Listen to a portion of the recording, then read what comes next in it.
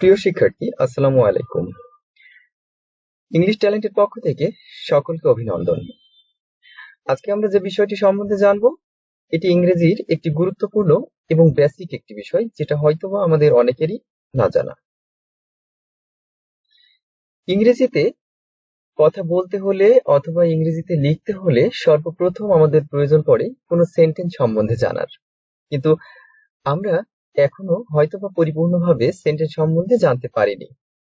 মূলত কোনো সেন্টেন্সের দুটি অংশ থাকে, যার একটিকে আমরা সাবজেক্ট বলি এবং অপরটিকে ওই সেন্টেন্সের প্রেডিকেট বলা হয়।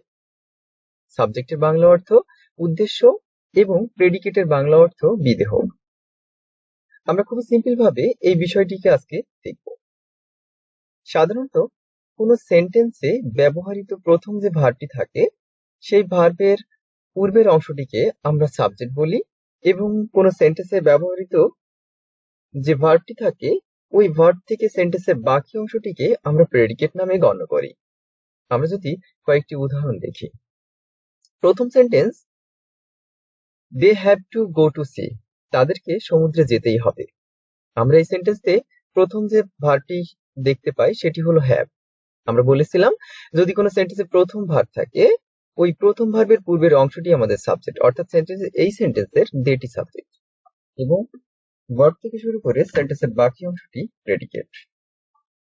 তেমনি ভাবে আমরা আরেকটি সেন্টেন্স যদি দেখি, our private car should be washed by soon, আমাদের ব্যক্তিগত গাড়িটি এখনই খুব দ্রুত ধৌত করা উচিত।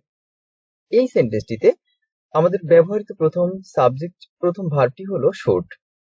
তাহলে আমাদের সাবজেক্টটি কি হবে?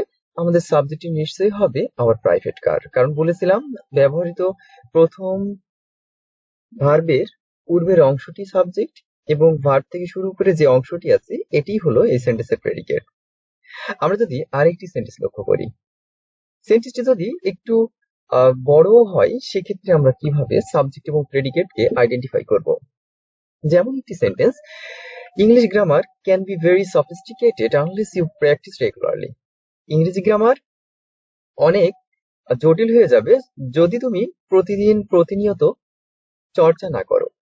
এই সেন্টেন্সটিতে আমরা দেখতে পাই প্রথম ব্যবহার হয়েছে যে ভার্বটি সেটি হলো ক্যান, যেটি একটি মডেল অক্সিলারি ভার্ব।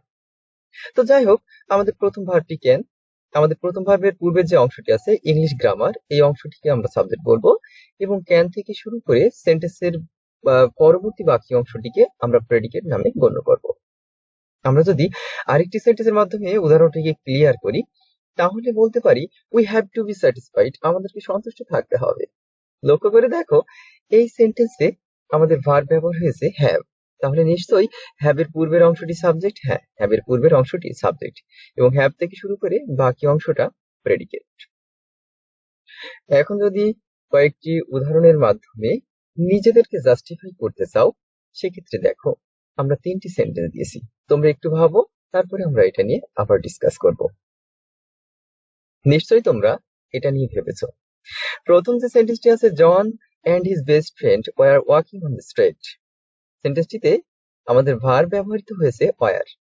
আমরা অনেকে এখানে জনকে সাবজেক্ট বলতে পারি, আবার অনেকে হিজ বেস্ট ফ্রেন্ডকে সাবজেক্ট বলতে পারি, কিন্তু মূলত আমাদের যেহেতু ভার্ব আছে ওয়ার, ভার্বের পূর্বের সম্পূর্ণ অংশটি এই সেন্টেন্সের সাবজেক্ট এবং ভার্ব থেকে শুরু করে বাকি যে অংশটি আছে এটি হলো এই সেন্টেন্সের প্রেডিকেট।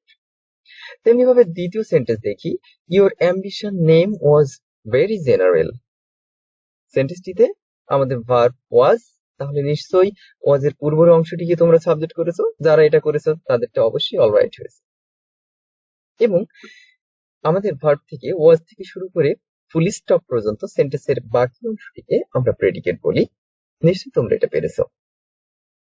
আমাদের লাস্ট ওয়ান যেটা আছে, your talent must be appreciated by all the people, সেন্টেন্সটিতে যে ভার্বটি আমরা লক্ষ্য করি এটি মাস্ট। নিশ্চয়ই মাস্টের আগে ইওর ট্যালেন্টই তাহলে সাবজেক্ট এবং মাস্ট থেকে শুরু করে বাকি অংশটা প্রেডিকেট। আমার মনে হয় যে বিষয়টি নিয়ে আজকে আমরা আলোচনা করলাম, ইনশাল্লাহ এই বিষয়টি তোমাদের কাছে ক্লিয়ার।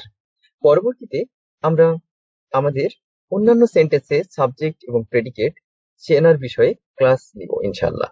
ততক্ষণে তোমরা সকলেই ভালো থাকো, আল্লাহ তোমাদেরকে ভালো রাখো। সকলকে ধন্যবাদ ভিডিওটি এতক্ষণ ধৈর্য সহকারে দেখার জন্য। আল্লাহ হাফেজ।